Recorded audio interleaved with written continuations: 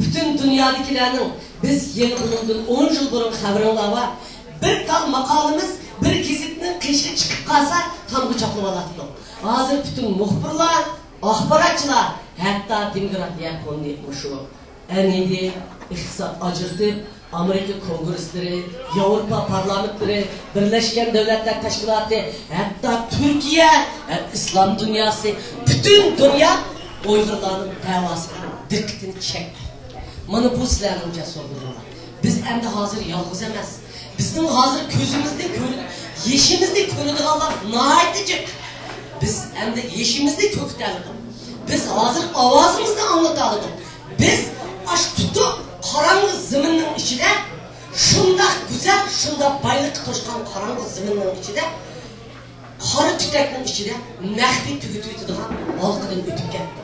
Biz hem de bütün dünyanın içine çıkıp gittik. Biz de Xitay hükümeti hem de çalıştırıp alamaydı. Hem de bizde yögü bitenmeydi. Hem de bizde yıkı bitenmeydi. Hem de bana rast usulü oynasanlar oldu. Sizler usul oynayan vaxtıda ölüp ketken kırındaşlarınlar sizler için aşı ruhi koşuldu. Sizler sənətlərini yok atmağanda, sizler usulunu yok atmağanda, sizler müzikanını yok atmağanda, sizler medeniyetini yok atmağanda, sizler dini itikadlarını yok atmağanda, sizler iradalarını yok atmağanda. Yani şu vaxtda şuların ruhi cevap vergenimizdir. Bu canım.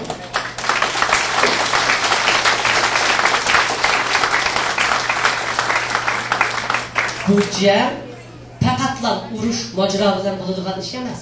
Mushu qilayotganlar, mush o'ynayotgan usulning o'zimiga mushu metin qiladi.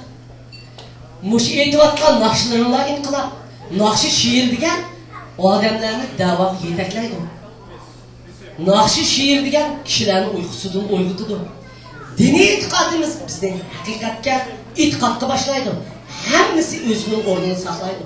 Shuning uchun mana shu bugungi so'rinda o'zinglarning haqiqiy Uyg'ur ekanliginglarni, xalqaro so'rinlarda o'zinglarning madaniyati bilan bizni nurg'un odamlar, noit radikalist, noit terrorist nimishqa Uyg'urlar radikalist faqat undaq millat deydi.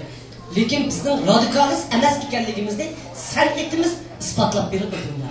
Biz hem o'z diniy e'tiqodimiz bilan, hem o'z madaniyatimiz bilan, hem onunkin o'z ovozimiz bilan, hem o'zimizning kishilik huquqi va o'zimizning haq huquqimiz bo'lgan kurashlarimizni birlashtirib dunyoga tunutib ochib vatanimizni ustida va xalqimizning ozod huquqining ustida raqib ustida g'alaba qilamiz. Shunga men bugungi so'ringa kelib usul o'ynab bergan.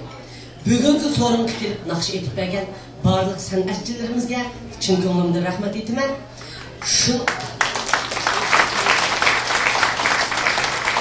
Şunun bilan men bugun Ruqiyam kichik bir balamiz bizniki. Zubayda texi tunogim mening yenimga kelgan kichik qiz. Endi Zubaydani men Avstraliyadan 3 balasi bilan menga yordam qilib deb yenim keldi. Ruqiyam bilan ikkisiga workshopni shu kursini sizlar ochsizlar deb o'ylashtirib qo'ydim. Hech qanday bunda ishni qilib baxmagan bolalar. Lekin bular shunday yaxshi o'ylashtiribdi. Biz şu kursini şu ketim 3. ketim ekişimiz. 1. ketim aşka vaxtida ayollarning bergan so'zlariga qarab biz mushundami saviysiz buni nima bo'lib ketganimiz deb qolgandim. 2. ketim aşka vaxtida uningdan yaxshi bo'ldi.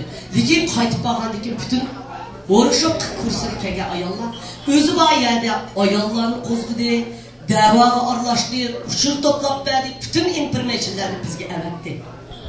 Nurg'un ilgirlashlar bo'ldi. Mana 3. ketim bugun kelgan vaqtida xalqaro saviya bilan ketdi. Bugun qo'ygan savollarni men bek mamnun bo'lib ketdim.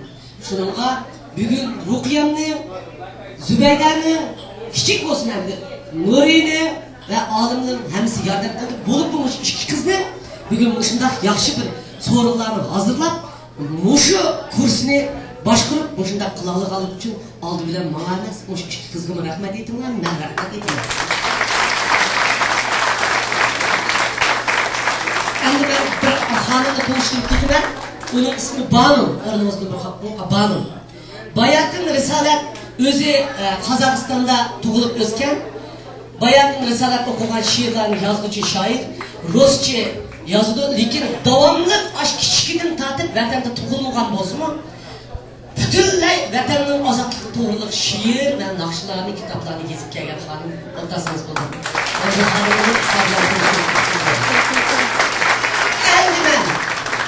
Endi men bugun bir narsani deyman. Men oldingi safga chiqib da'vo qildim. Hammani Robiya opamiz qildi. Da'vo to'lilmagan edi. Robiya opamiz tunishtirdi. Da'voyimizni Robiya opamiz to'ldirdi dedilar. Yo'q. Robiya Qodir degan gapni unutib ketinglar. Robiya Qodir degan gap yo'q. Robiya Qodir degan har bir o'tdagan ayol, har bir o'tdagan yigit, har bir o'tdagan bola ana shu Robiya Qodir. Robiya Qodir ana shu. Men yo'q. Men sizlarning qo'llashinglar bilan, sizlarning so'zinglar bilan, moddiy, ma'naviy yordaminglar bilan va sizlarning hatto oldimni to'smay sukut turishinglar bilan dunyoning hamma yerda menga bo'lgan ishonchinglarni topshirishinglar bilan va mening ishonchimni qabul qilganinglar bilan ruhiy jihatdan menga bergan madadlaringlar bilan mening bu ovozim chiqyapti. Mening bu ovozim Robiya Qodirning ovozi emas. Her bir aile uyda o'tdagan vaqtida aş dunyoga chiqayotgan ovoz mening ovozim desin. Aş kuchuklardagi bolaning ovozi, aş o'lib ketayotgan turmudikilarning ovozi, aş namoyishda ko'chada yiqilganlarning ovozi, aş askarlarning oldiga berib tik turgan jangchi ayollarning ruhi ham ovozi. Ana shu Robiya Qodir. Ana Robiya Qodir ashlarning ruhi. Robiya Qodirning ruhi ashlarning ruhi. Shuning uchun men bugun bu so'rinda bo'libmi barliq mushundaq Uyg'urlar bilan mana uchrashib, dunyoning hamma yeridan Uyg'ur qizlarini akirib, mushundaq bilim saviyada da'vo qiladiganlar yetildirib berishga fursat hozirlab bergan eniga men rahmat aytaman. Chunki menda pul yo'q. Mushlar pul bersa men buni qila olmayman. Shuning uchun men Loisa xonim sizlar ko'ktiman. Men turmudim, meni